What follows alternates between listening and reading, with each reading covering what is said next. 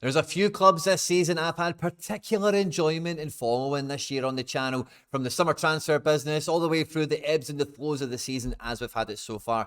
And one of the most exciting success stories of all those clubs that we've been following is Aston Villa. The Unai Emery, the Monchi era in Birmingham is in full effect, and they are riding so high in the nosebleed zone of the Premier League at this crucial point of the season. 21 games in, we find ourselves at point of report card time. In the video today, I'll be having a look at the Aston Villa squad as we've seen it play out over the season so far. What are the strengths? What are the weaknesses? Where does the squad need to improve? How good a job has the manager been doing? How is the summer transfer? How's the recruitment policy actually shaking out as the season's went on so far? And now, looking at everything realistically, what does a successful season for Aston Villa actually look like? At any point in the video today, if you do laugh, you learn, you like something or whatever, please do like and subscribe to the channel. We are pushing for 10,000 subs, and I can't do that without your support. So if you do enjoy the content here, hit the subscribe button for more and get into the comment section on this one and let me know what is a successful season for Aston Villa now. And let's just get stuck straight into it. Now, if we look at the Aston Villa squad as a whole and we look at who has actually played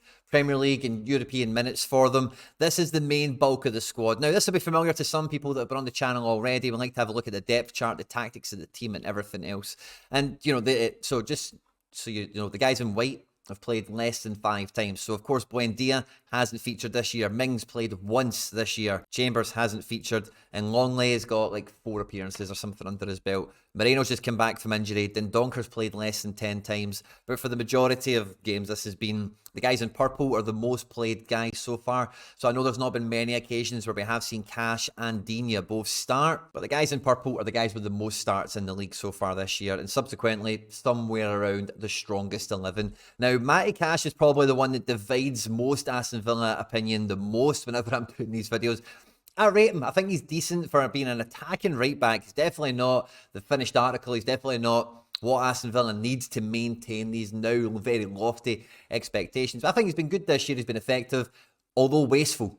Could have been a lot better for Matty Cash, but at this point of the season, and he will be ruining some of the opportunities that he's missed so far. Ezri Konsa on the right side of defence has been much better for me overall, and I think that's more like the Aston Villa best 11 when everyone is fit and available, which can be a very difficult thing for Aston Villa to actually get onto the pitch, which a lot of people seem to really forget when they look at Villa, that there is always like an injury problem or two, alongside the ones that we've already eliminated off the board here. But I think summer signing Pau Torres has really shown everyone why I was so excited that Aston Villa got him, and why I thought this was a huge coup, a real coup, a transfer that could really show their statement of intent and really help elevate them up the table. And I think he's been great. I don't think he's really took the Premier League by storm or anything like that, but he has delivered everything that Unai Emery and Monchi and everyone else connected to Aston Villa would have hoped and envisaged when putting that transfer together. And just before we leave the defence, I think Martinez just goes from strength to strength. And very similar to the Newcastle report card that we did on the channel in the respect of, like, Martinez for me is one of the best goalkeepers, actual goalkeepers in the world. And when you've got such a great nailed on number one, those guys can make the difference between, you know, drawing rather than losing, or winning rather than drawing.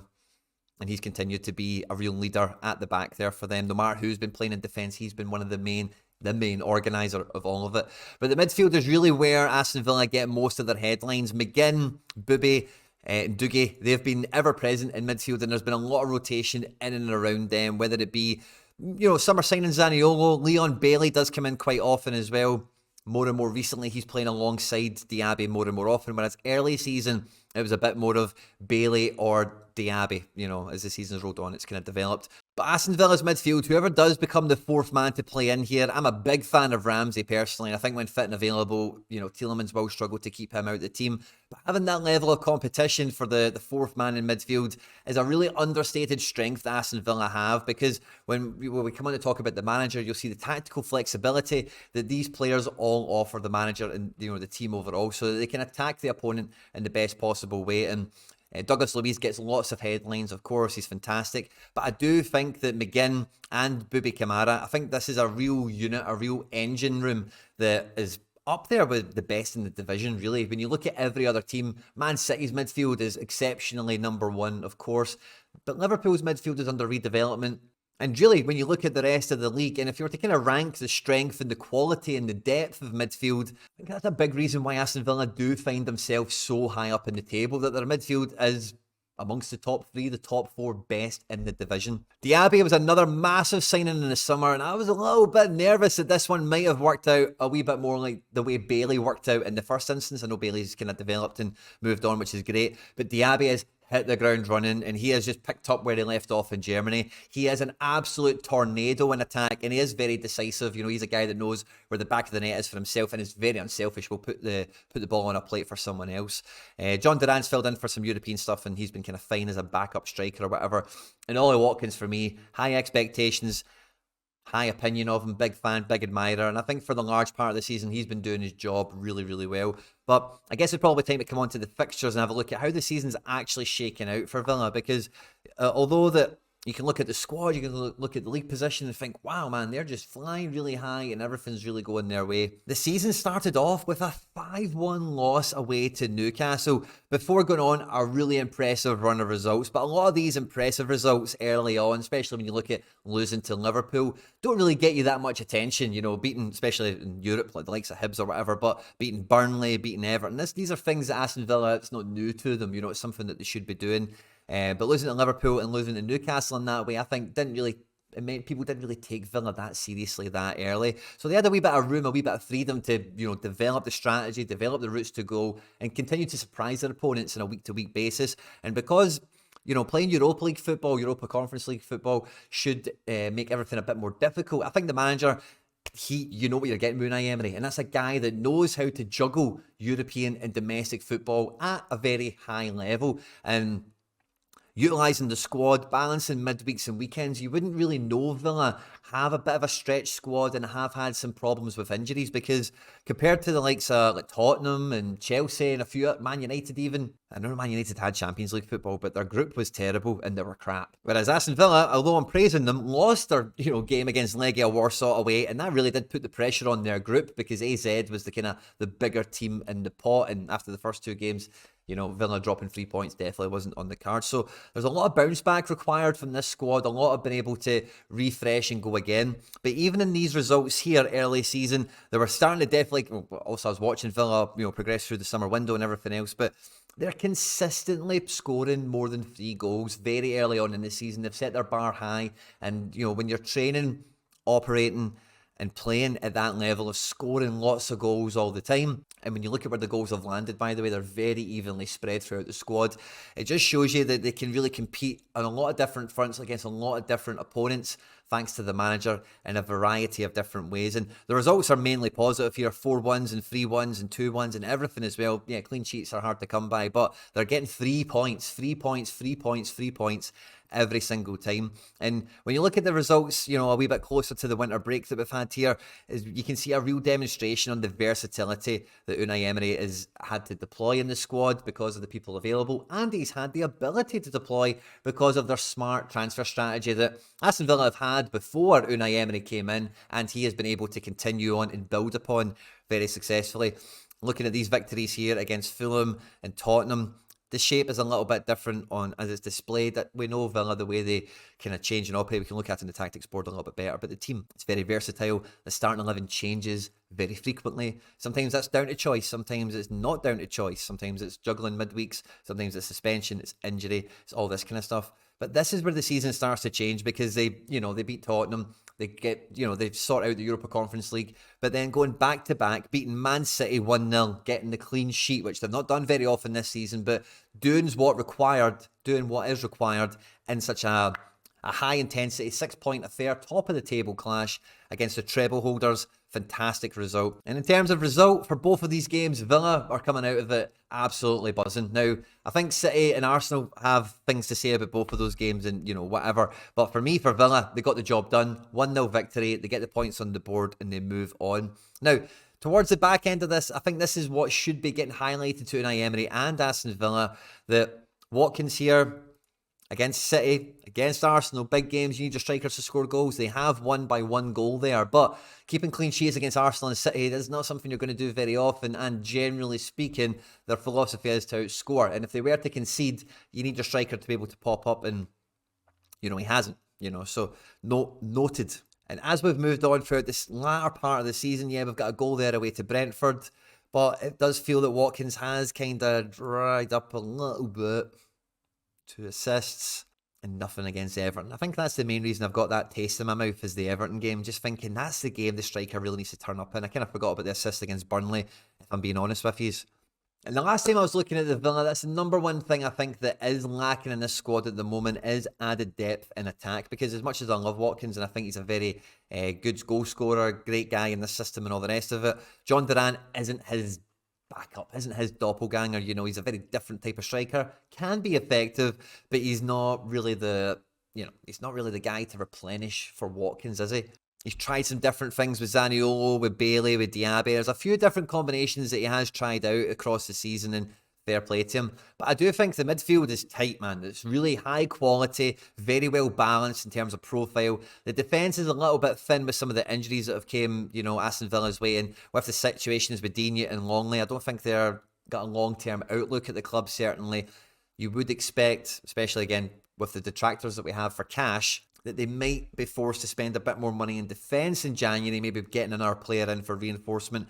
But I really don't think it can be overlooked, the reinforcements they need in the attacking zone.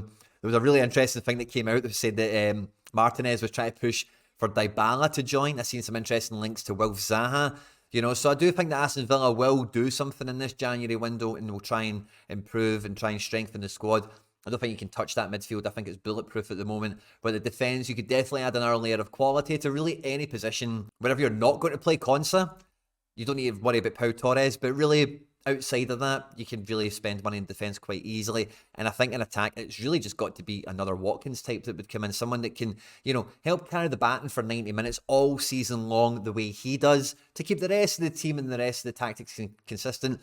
And yeah, I would like to see them hang on to John Duran because you do need that different option sometimes. I know he's been linked away. Maybe he's already gone. Maybe it's just done now. But I do think it's smart to have a guy like him on your books, in your ranks, and you can call upon European or domestically, for different situations. Now, when it comes to what could be reasonable expectations for Aston Villa for the remainder of the season, I think Villa fans are dreaming. Some of them are smoking some crazy stuff, and some of them are saying the T word to me. I think the transfer business will tell us a lot for what the club internally think of their domestic ambitions. Can they keep running Man City and Liverpool as close to the end of the season as they possibly can and maybe actually do the job overall with the recruitment they would do in January? I think that will tell us, really how much belief they have that they could get the job done this season in that way. For me personally, I don't think you can gamble on opportunities coming back around anytime soon. The Premier League only gets stronger every season. So I would like to think that Unai Emery and Villa are going to really push the boat out and make something happen where the Premier League title race can continue for as long as possible. And I think number one, if Villa can do that, keep within 5 points of the top 1 or 2, depending on if they finish second or third, or maybe even further back. Let's see how the season shakes out. I think that will definitely be a success, no two ways about it. Keep them within, 5 or so points distance of the City or Liverpool, whoever would eventually win it if it wasn't Villa, would be a huge achievement. Champions League football next year, and you can go into the summer transfer window with this amazing transfer policy and strategy, this really strong squad, and really build upon what is currently a fantastic season in the running. I don't think Unai Emery and Aston Villa are going to be discounting the Europa Conference League. I think that's a competition they see themselves very firmly, definitely on track to go very far in, and they'll probably want that significant bit of silverware into the trophy cabinet to really show that, hey, this project is up and running, we are moving, we're ahead of schedule, and we're building something really serious here. But what comes into that picture as well is the FA Cup, because again, Unai Emery loves a club competition, and Villa are in a good round. They've got not a bad draw. I think Chelsea are rubbish, to be honest with you, in case you're shouting, what?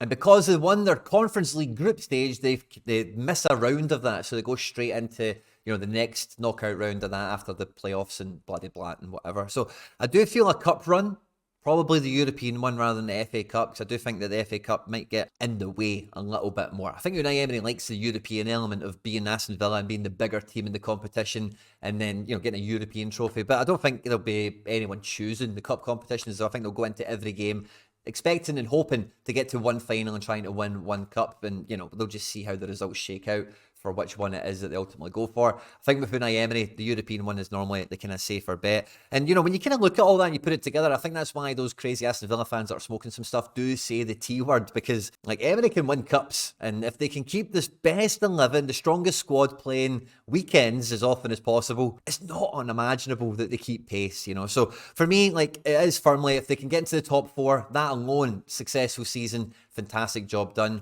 Whether that happens or not, winning a trophy for me does the exact same thing. And imagine they did do both. They finished top 4, top 3, or even higher, and picked up 1 or maybe 2 trophies. I think that would be probably adjacent to Leicester in terms of how an amazing, successful season they've had as underdogs. No one had, except for the people on this channel, obviously, when we were excited about the Diabys and the Pau Torreses and whatever coming in.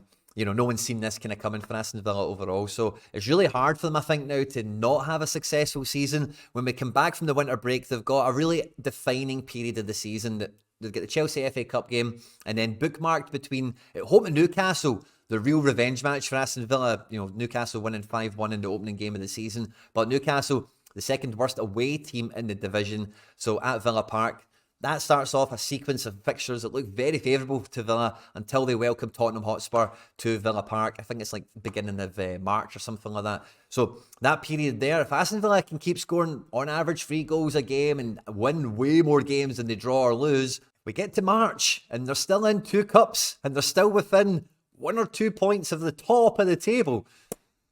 Aston Villa will be looking at their business in the January transfer window and thinking, did we get every bit of reinforcement we possibly could into right back, into defence, into attack? Let me know in the comment section where you think Aston Villa would really need to improve to keep this crazy dream that they've got going on alive. I think they can do something. I'm not too sure what, but I'm pretty confident Villa are definitely going to sign this season off with something that, they'll have something to show for it. I'm really excited to check the comment section out on this one. I hope you had fun, guys. Don't forget to like and subscribe, share and retweet and all that good stuff. On screen there now is some other stuff that I've made that YouTube thinks you might enjoy.